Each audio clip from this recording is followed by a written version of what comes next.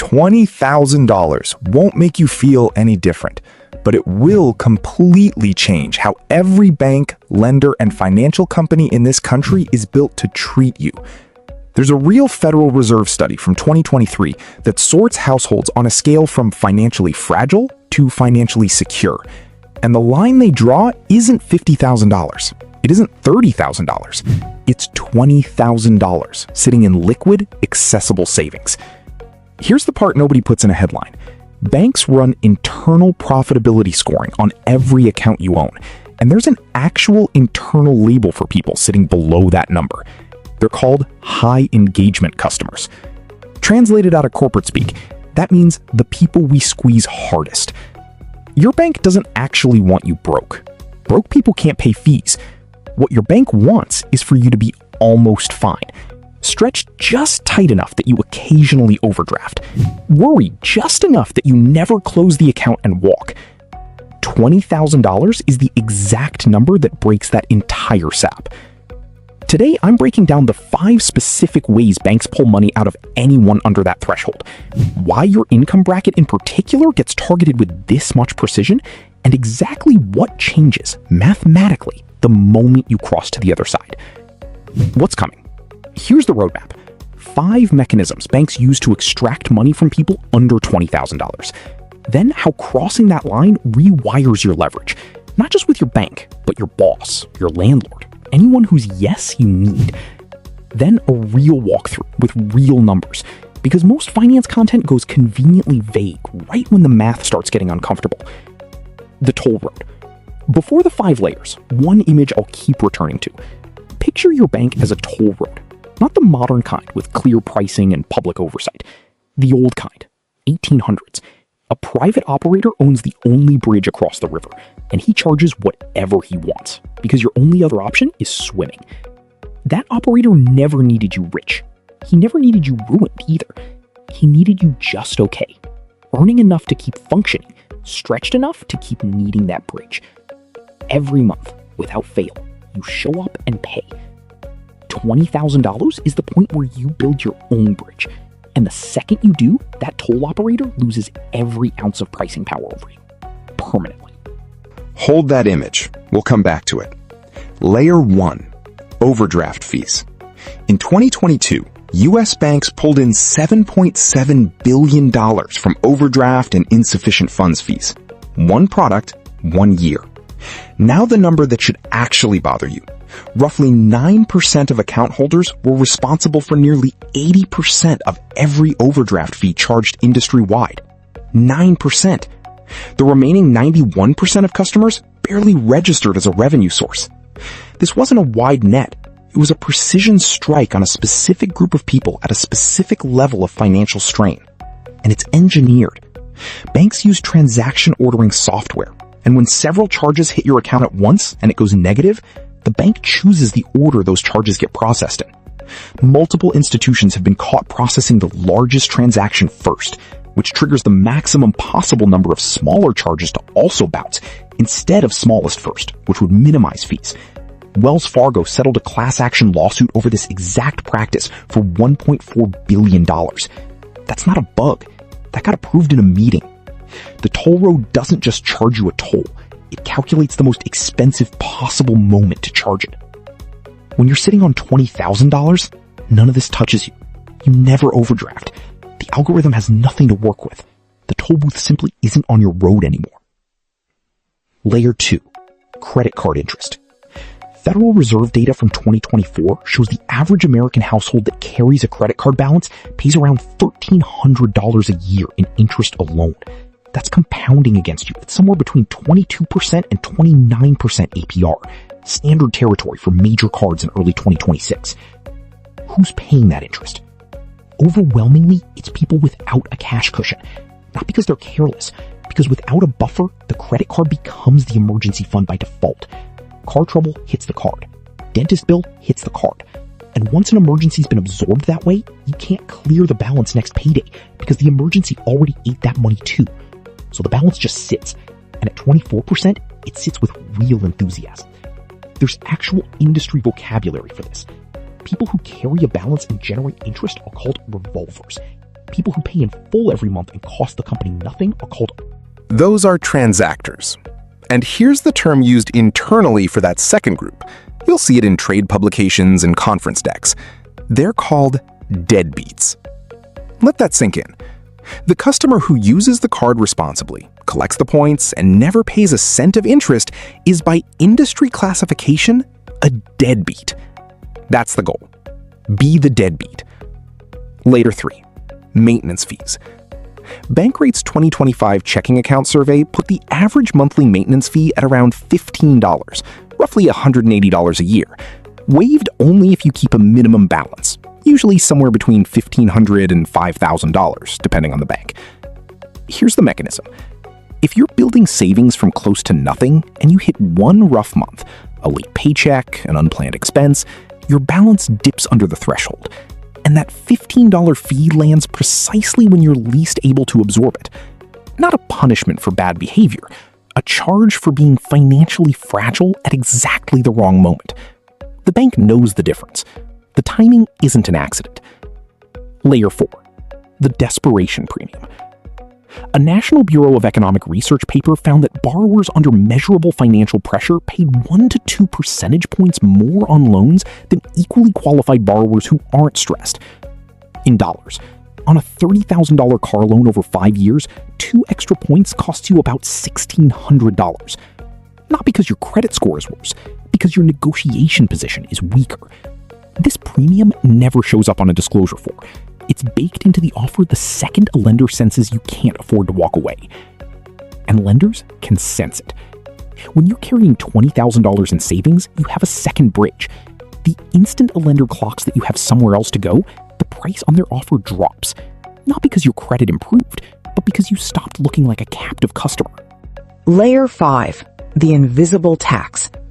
This one never shows up on a statement, and it might be the costliest of all 5. A 2013 study published in Science from researchers at Harvard and Princeton tested people's reasoning ability under financial stress versus financial calm. The finding?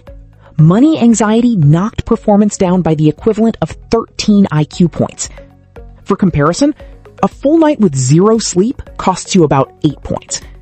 Ongoing money stress is measurably worse for your thinking than sleep deprivation. And unlike sleep loss, it doesn't reset overnight. It just runs in the background, constantly. The practical fallout is direct. People under financial pressure are more prone to impulse buys because spending delivers a brief hit of relief from the anxiety of not having enough. They accept worse loan and purchase terms because they don't have the mental bandwidth left to comparison shop properly.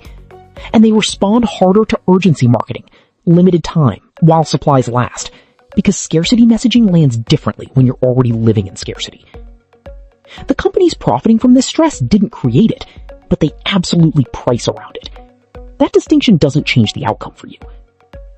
$20,000 is roughly the point where this background anxiety becomes livable for most people in the median income range.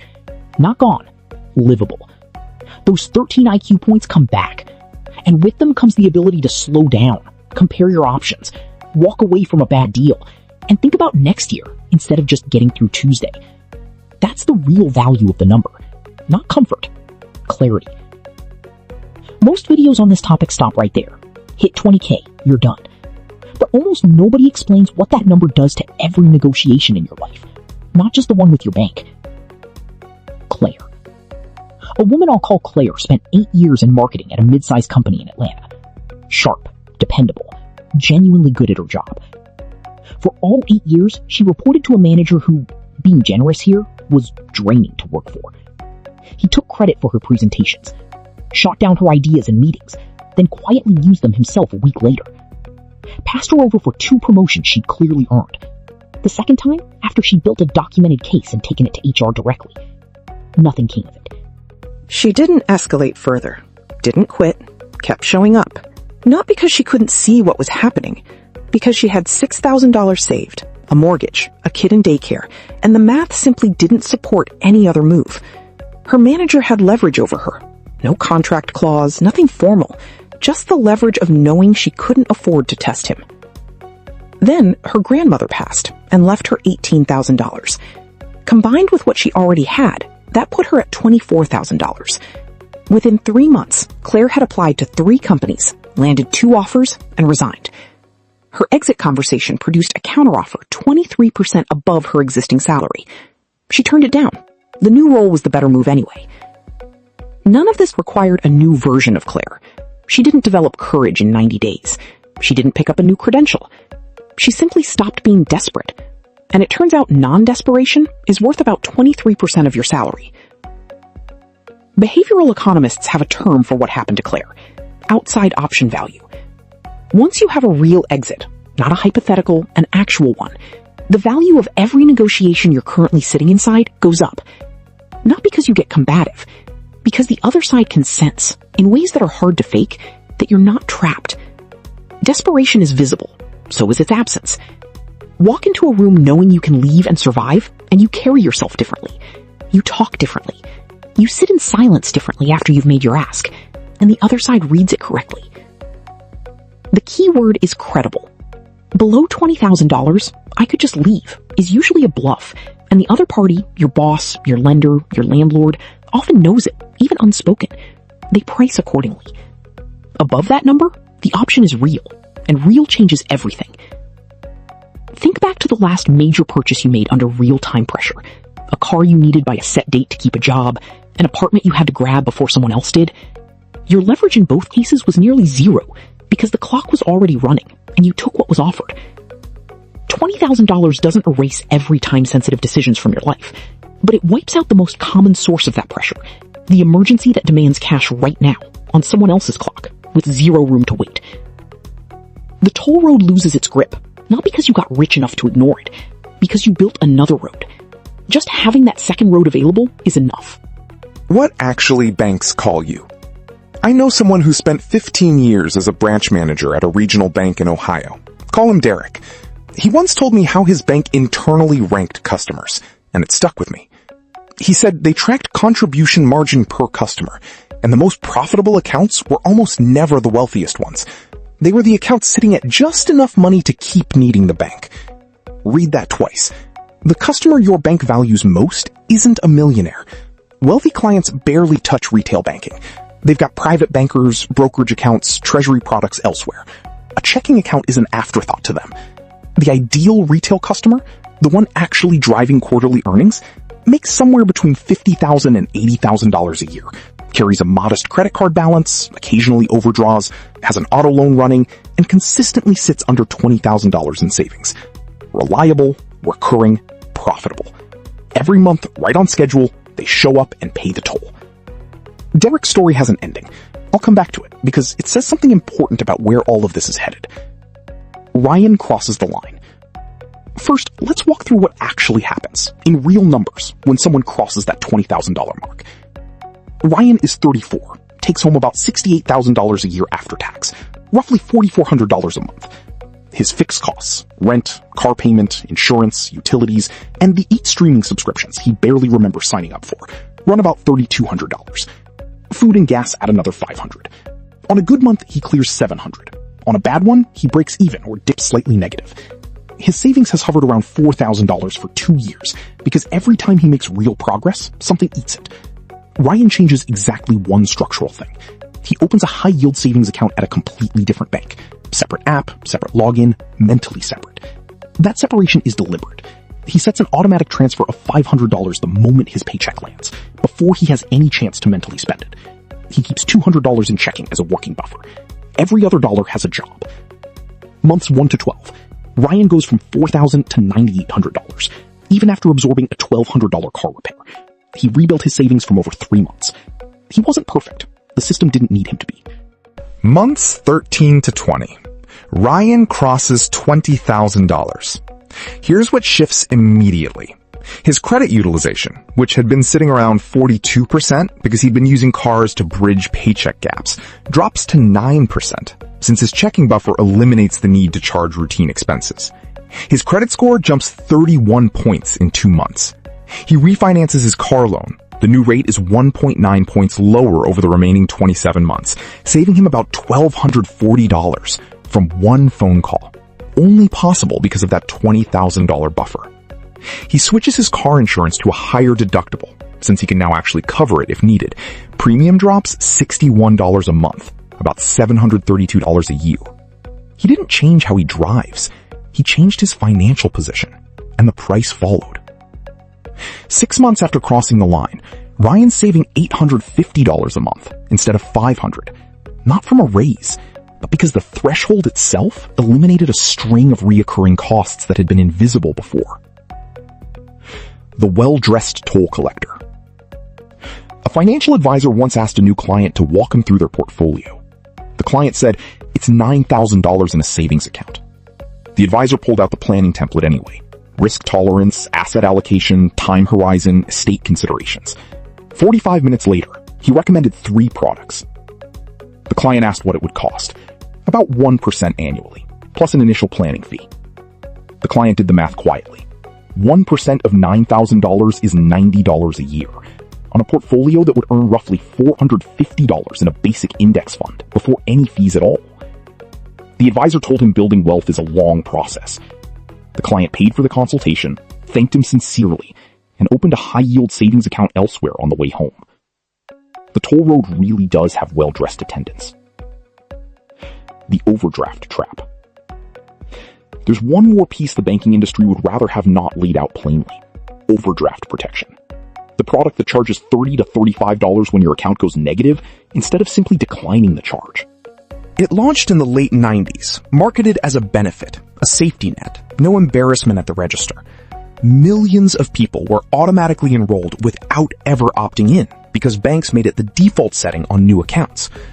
The Fed changed that rule in 2010. Banks now need explicit opt-in for overdraft coverage on debit transactions. The industry fought that rule hard, framing it as protecting consumer choice. Technically true, practically misleading. Here's the actual mechanics. Overdraft protection turns a declined transaction, momentarily annoying, costs you nothing, into a completed transaction that costs you $35. A zero revenue event becomes a high margin one, and it's marketed as protection. The structural point worth sitting with. Every overdraft fee you pay is $35 that didn't go into savings. The product extracting the most from people under financial stress is also the product most effective at keeping them from ever reaching the level of savings where they wouldn't need it.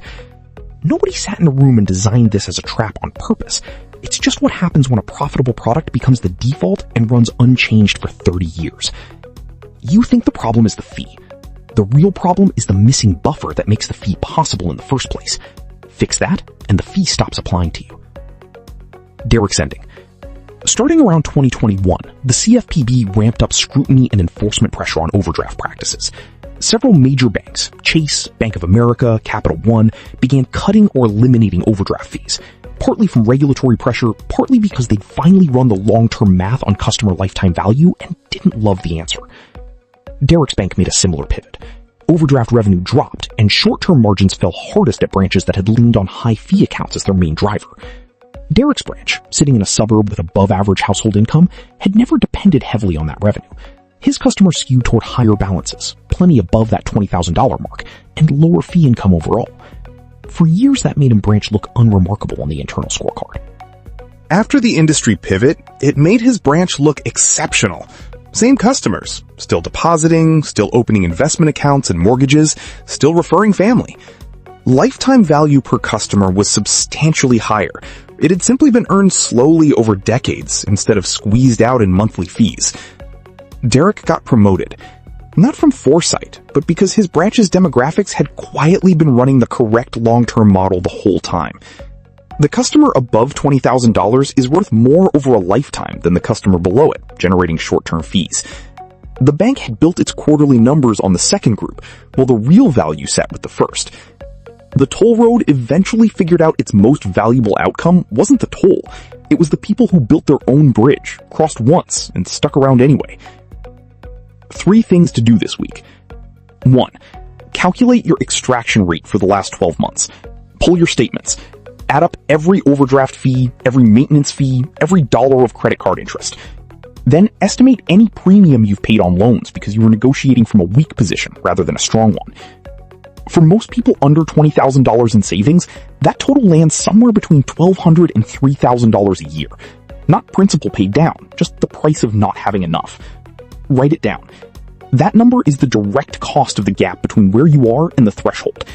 Every dollar you cut from it speeds up how fast you close that gap. 2. Open a high-yield savings account at a different institution than your main bank. Different app, different login, different mental space. That friction is the point. When savings sit one tap away inside the same app as your checking, the psychological barrier to rating them is basically zero. When it takes 2 to 3 business days to move money between institutions, that delay is often exactly enough to stop an impulsive withdrawal. In early 2026, a competitive high-yield account pays 4 to 5% annually, versus roughly 0.2% at most standard banks. On $20,000 over a year, that's the difference between earning around $940 and earning about $40. Nearly $900 lost to pure inertia. 3. Calculate your outside option value like it's an actual financial metric, because it is. If your income vanished tomorrow, how many months could you survive without borrowing anything? Fewer than 3, and your leverage in every negotiation you're part of, your performance review, your lease renewal, your tolerance for a bad situation at work, is partially a bluff. $20,000 covers roughly 3 to 4 months of expenses for most median income households. That's real runway, and real runway turns a bluff into an actual hand. Play a real hand, and the outcomes change. The part nobody in finance wants to say out loud. Here's something worth saying plainly, because most financial content avoids it. The advice industry largely profits from complexity. The more products you hold, the more strategies need explaining, the more active management you believe you need, the more billable work exists for that industry. An advisor who told every client, save $20,000 in high-yield savings, then put everything else into a low-cost total market index fund and leave it alone for 30 years, would be giving genuinely correct advice and would have nothing left to build next quarter. So that advice tends not to get delivered. What gets delivered instead is complexity. Allocation models, rebalancing calendars, alternative assets, the performance of active management, all justifying a fee on a portfolio that would likely grow faster without the interference. I spent over a decade around accountants and tax lawyers who explained in very concrete terms exactly how money moves once the fee structures stop being hidden. The consistent lesson: the simple path beats the complicated one, given enough time. Build your buffer to $20,000. Put everything above that into a low-cost index fund. The S&P 500 has averaged close to 10% annually over the last 30 years. Nominal. $100,000 invested at 35, left completely untouched, with zero additional contributions until 65, becomes roughly $1.75 million. Not from genius, not from timing anything, from patience, and 30 years of uninterrupted compounding. And patience only becomes genuinely available once you've crossed that $20,000 line and stopped fearing the next emergency. That's the actual sequence. It was never complicated math. It's a behavioral problem, and the entire behavior traces back to one number. Every real wealth story I've seen play out in actual people's lives follows this same unglamorous shape. Not crypto, not options, not whatever platform is currently promising outsized returns.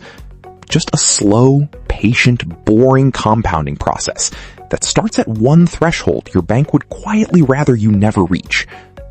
Boring, patient investing has built more real fortunes than every speculative trend combined. That toll road is still out there, patient, well-funded, fully staffed, running exactly as designed. Your only job is to build your own bridge, cross it once, and never think about the toll again.